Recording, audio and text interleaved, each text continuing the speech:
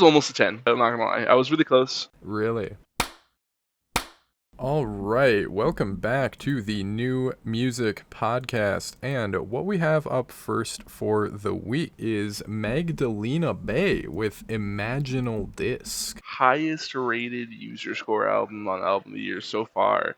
It's surprisingly beating out JPEG Mafia by like 3 points. It was at a 90 earlier, but it's going down a little bit, as it should. Whoa. This album is terrible. I thought at first that you actually thought that it should go down, and then I don't believe you on thinking that it's terrible. So what is your actual thought? This album is fantastic, and it is one of my favorites of the year. Yeah, I think I agree. And it took me quite a while to. There's so much to say, and I don't know what to say first. So why don't you say something? This album blew my clean off. It is exactly my bag. Track called Cry For Me. My name is spelled wrong on this album. Yes. This is almost a 10. I'm not gonna lie. I was really close. Really? It just does everything right. All of the synthesizers are synthesizing in my brain. The vocal tones and everything. It makes my gay Gen Z brain go burr.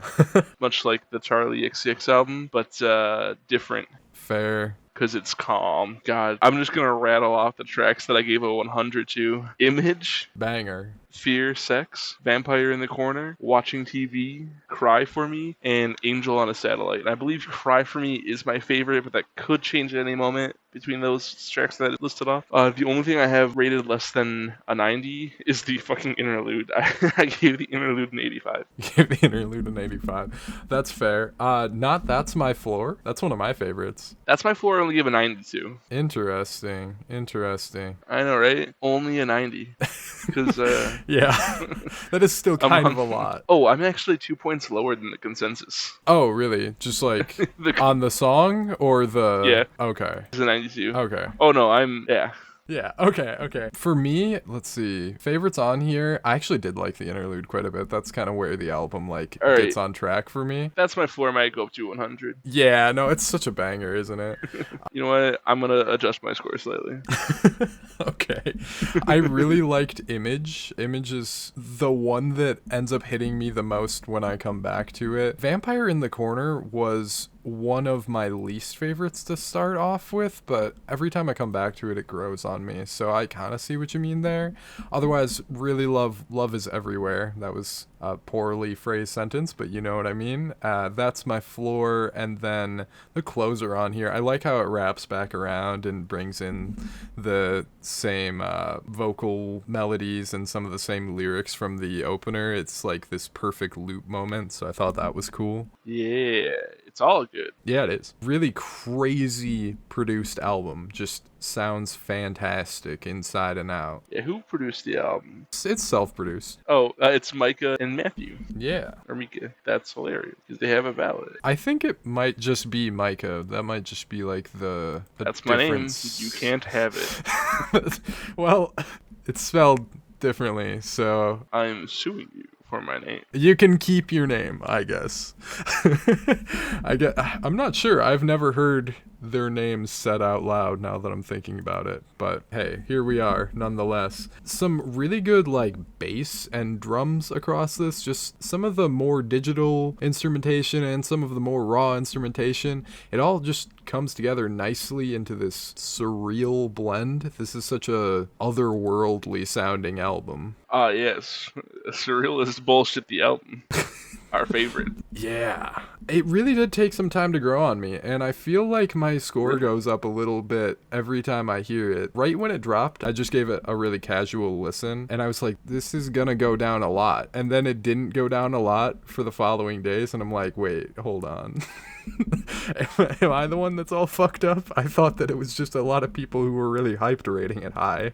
And here we are sitting with it as, let's see, number 81 of all time. Number 81 of all time, highest rated album. Number 81 of all time. Oh my god. I don't know if I can see it. I don't know. Do you think that that's reasonable at all? I don't know. Let me go look at the top 100 of all time really quick.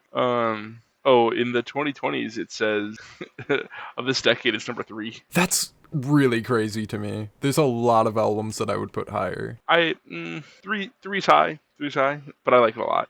Oh, Injuries are only at 15. That's a fucking travesty. That just makes sense, though. That album is insane. Punisher's only at 17.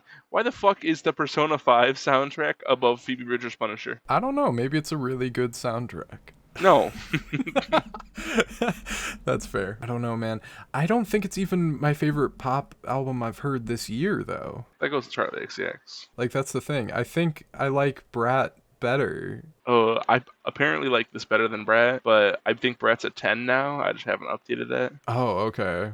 So you're like right up in that range then. Yeah. You know what? I'm going to retroactively add Brat to 100 really quick just because it deserves it. It kind of does, yeah. And I'm trying not to do the thing that I did with Brat, where I was like, I gave it like an 80 something, and then a few months later, I was like, no, actually, I was wrong. This is basically a perfect album. I texted you, and I remember texting you being like, Yeah. why didn't I give this a 10, actually? This is fantastic. So I feel like I'm going to be late to this one as well, and I can already tell it's just like growing on me a little bit every time I listen to it. So I'm like, ooh, is it just better than I think it is currently? Is this actually how I feel about it? I don't know. There is a lot of music on this one too. It's 53 minutes. I mean, it's kind of a lot to take in. Yeah, dude. It needs to fucking marinate your brain, Ian. Yeah, I need to insert the CD into my head a little bit further, I think.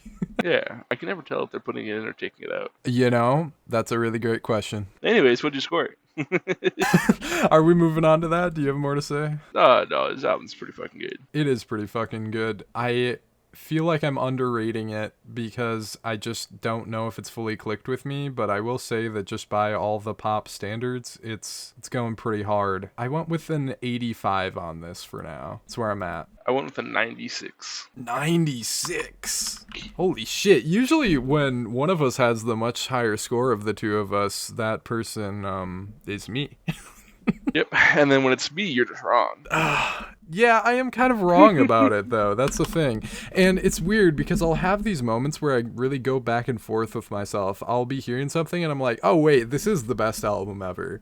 And then I'll just kind of go back and just kind of drift back in and out of that, where the opposite side is like, I don't know, this is fine. It's so back and forth for me. Where I'm at with this is I like it just as much as Uboa, but I like it less than Kamasi Washington or Jack Name or Charlie XCX. That's fair. But, I mean, I'm glad to see everybody digging it as much as they are. It's just nice to see something this celebrated in music, just every time an album like that comes around. Even if I'm not fully all the way there with y'all, like, it's still fantastic, and I can absolutely recognize that. No, Shiloh hates you guys. Well, I only 5% hate you because that's all the lower I am than the user score. It's okay. I 7% love you. That's, yeah. So it cancels out. Yeah, that'll work. That'll work. That's more love than it is hate. So I feel like we said a lot without saying a lot. So hopefully any of our thoughts on either end made sense. We are fried. Maybe you said more than me. We're both fried Mentally. Yeah. If it was actually to be a funnier episode. Probably. Yeah. I'm just out of it, and he's cooking in the heat over there with no AC. It is 90 degrees because my AC broke. Yeah. So we're a bit off. Hopefully we said anything that made sense there. But let's move on to saying something that makes sense, hopefully, about Romance by Fontaine's DC. Hello, everyone. This review is a clip from the latest episode of the New Music Podcast.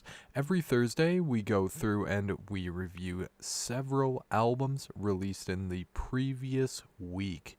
If that sounds interesting, check the link in the description to see the latest episode. Also, like this video and subscribe to the channel for more music-related content coming your way. Your support is greatly appreciated.